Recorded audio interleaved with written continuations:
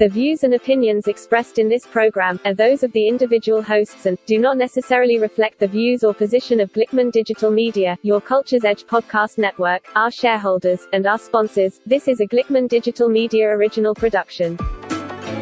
Welcome to Growing Your Life with Debbie Santillo. Listen to Deb as she talks to you about her struggles, her opportunities, and her blessings. She gives wisdom with a dose of common sense. She shares her career being a model actress, as well as a writer for a number of publications. And no, here is Debbie Santillo, but you can call her Deb.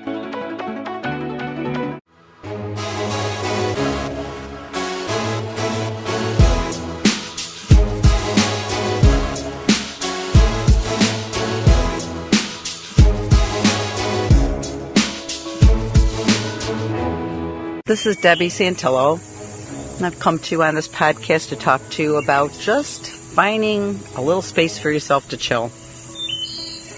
Gosh, I have my grandson every weekend for like 3 days.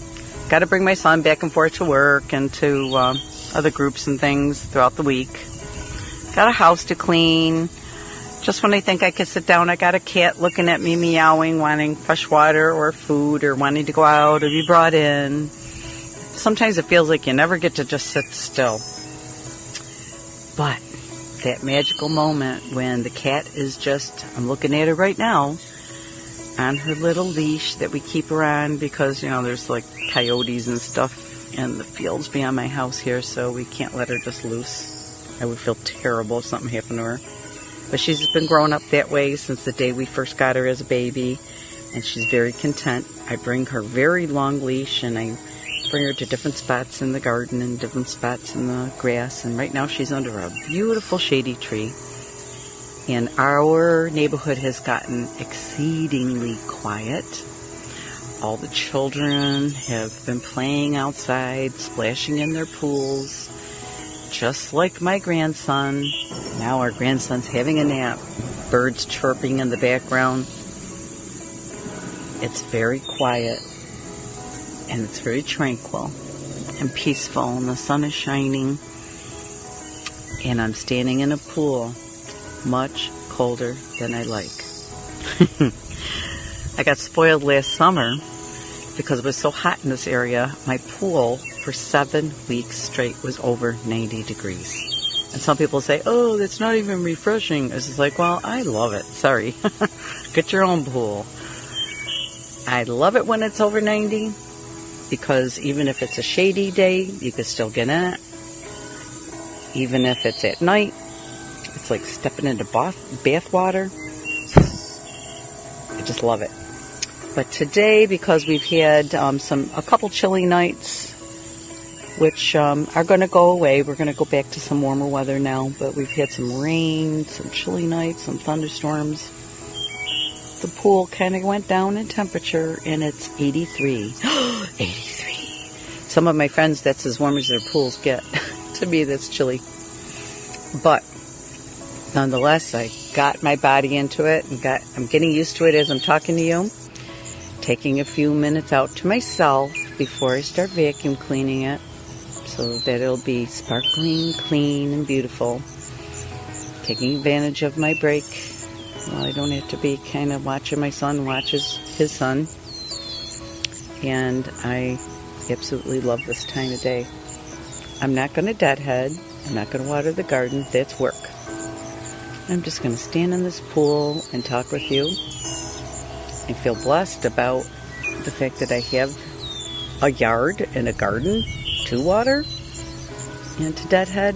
And a cat to pet and relax with sometimes, and a grandson to giggle with me, and a son that certainly brings a lot of activity and life into our lives. And I'm going to just remain blessed and thankful on this beautiful sunny day. Sometimes I look at what we have here and I think, wow, it really does take a lot to keep it going. But I realize that with energy and passion and real appreciation, what I've done is I've just stepped myself out, and whenever I have little breaks like this, I just get a little something done. Like I said, I don't always get some downtime, and I'm going to vacuum the pool after this. But gosh, it's real good. It's real good to just sit still for a minute. Last night I went out with some friends. Saw a friend that's from out of state. And some friends of hers that I know that we all caught up. And mostly on my toes, running to and fro. Putting a lot of miles on the car. Going through gas like crazy. But it's okay, because I think of times when in my life, which haven't been many, but my life was still, and I didn't have a task, and I didn't have anybody relying on me, and I just lived for me for the moment, let's say. I already had done my work for the day. My husband was off to work. The kids were at school, or didn't have kids yet. Wasn't involved with all these creative works I'm involved with now. And you want to know something? It's real boring. It's real lonely. So I learned a long time ago, stay busy. Don't be nuts. Don't overdo it. I've watched people before that do tend to overdo it, and then they kind of like get angry at everybody else because everybody else isn't, on it the second that they want them to be, because they've left everything to the last minute. Then they think they could throw things at people at the last second, and everyone's supposed to jump. I like to be planned out. I always try to be maintenanced enough in all the different things in my life so that if I do have to suddenly change gears and go get something done, I can. But pretty much, if I know something's coming up on the horizon, I at least like to have a little bit of prep sitting right there for it.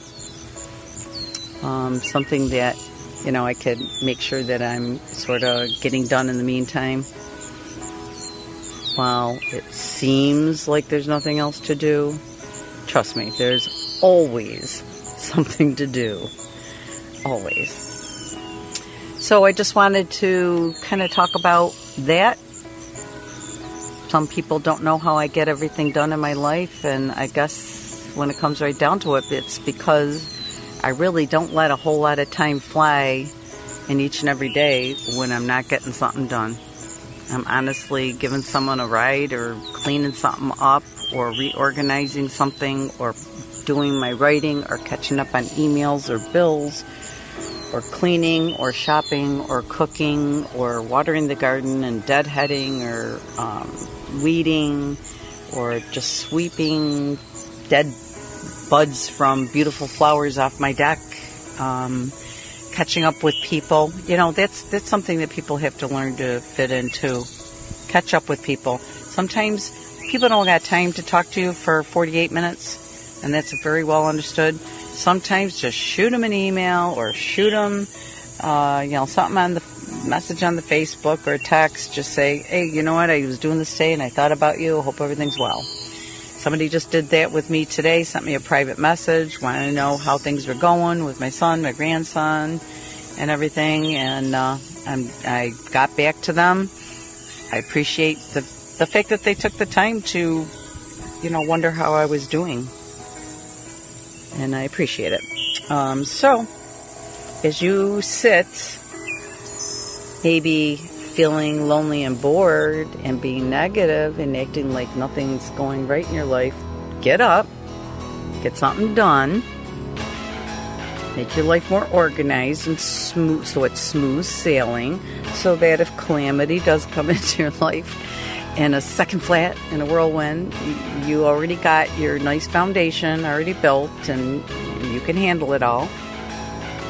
And if you're overwhelmed because you take on way too much, then, maybe learn how to back off a little bit and learn how to prioritize, and try to make, maybe even if you absolutely must do everything that you're doing, just try to find a more efficient way of doing it. And that's all I can say. So I'm just going to leave it there. I hope that you had a beautiful day. I hope that you found time a little bit for yourself, but that everything in your life is kind of all stacked up for the coming week. Laundry's done, notes are made, thoughts are in place, and you're ready to roll at any given moment because you're organized. You have a great day. This is Debbie Santillo.